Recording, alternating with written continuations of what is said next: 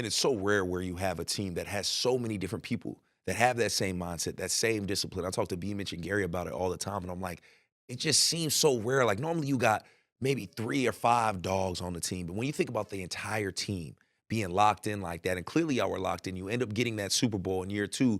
What do you remember most about that run? What do I remember most? Hmm.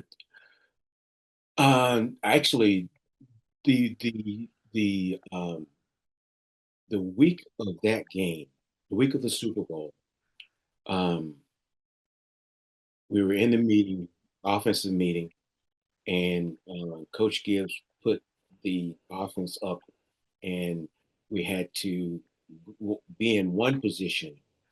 He called it an explode package, where we would come in one position, and then we'd break out into a different location. So the defense had to adjust to us. And that's all well and fine. You have to adjust to us because one thing about what Coach Gibbs did is there are always options from the options that the defense gave you. And no matter where they were going to be wrong. And we knew it because, like I said, that explode package, the very first time, we had no idea what it was. And then all of a sudden we started doing it, and it was like, oh yeah, this is gonna be great. This is gonna be great. And it turned out to be great. Yeah, it did. I love hearing from all the legends when you guys talk about these Super Bowl runs because as many talented people that were on the field on both sides of the ball, you have all of these different groups. All of you all speak most about the coach, about Coach Gibbs and how important he was to you guys and your success. Do you think you find the level of success that you found in your career without Coach Gibbs? I don't think so Mm, because if I go back to my high school time, my high school coach didn't yell or scream and holler or curse or this, that, and the other. Um, so that was kind of built into me all throughout, even when I went to junior college. Now my junior college coach he was a yeller, but it was a different kind. So it's an understood kind of thing. And then when I left for junior college, went on to Troy. Uh, he he wasn't a yeller or screamer either. So then to come into Washington, and I had a coach like Coach Gibb, who was a teacher also, and it's basically what I needed because if I had a yeller and a screamer, I don't believe I would have made it in the NFL because that's I don't respond that way. I don't respond to people yelling and screaming and this, that, and the other. I that part tunes out to me because there are ways to get information to someone, and yelling, you hear it, but yelling and screaming, it goes in one ear, not the other. If someone is talking to you and you hear it, you understand why, and they explain why. Oh yeah, you get that, and you want to do whatever you can to make things the way they should be done. I'm so glad you put it like that because I think that people miss how rare having a coach like that is, that knows how to connect and communicate with so many different people, so many different personalities. And I think that that's why I love hearing these Coach Gibbs stories so much. And you've accomplished so much in your career on and off the field. But before I let you go, there's one thing I wanted to highlight because if I'm not mistaken, Troy put you in their Hall of Fame, correct? Your college. Actually, yes. Mm.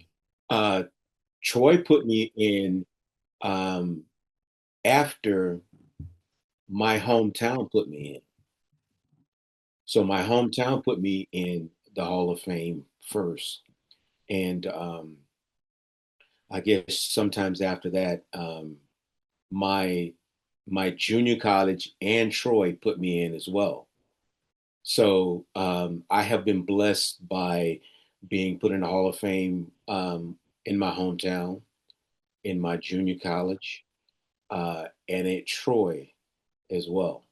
And something that a lot of people don't know, and I'll share it with you, is my hometown, Colquitt County, Georgia, um, has an indoor practice facility. And that indoor practice facility is named after Ray Golf and myself. Mm, It is a phenomenal indoor practice facility for a high school. wow. That means you had to have been one of those ones, right? Not just a great football player, but a great man. Because I don't think you get all of these accolades, even post career, without being just an amazing individual. So you have these Super Bowls, you have multiple Hall of Fames, you have a facility named after you in your hometown.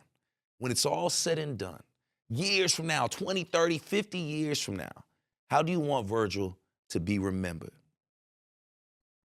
Well, I would say, um, I would say a person who um, loved people. I would say a person who would um, try to give the experience that I had to anyone who would want to listen, anyone who needed any type of pick me up. I share my height. My height is five, whatever, and I'll say, hey, if I can do it, you can do it.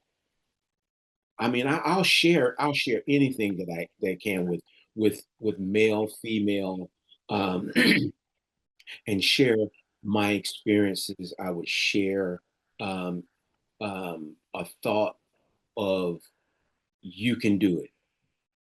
Um, and I do that with, like I said, anyone, whether I know you or I don't. You know, sometimes you can be around someone, or you can walk up to someone, or you can be near someone, and you can sense that they need some type of encouragement of some kind, and a simple "how you doing," and they'll go into whatever they need, and you share something with them, and it picks them up, and that me picking them up makes my day. It makes me feel a whole lot better if I can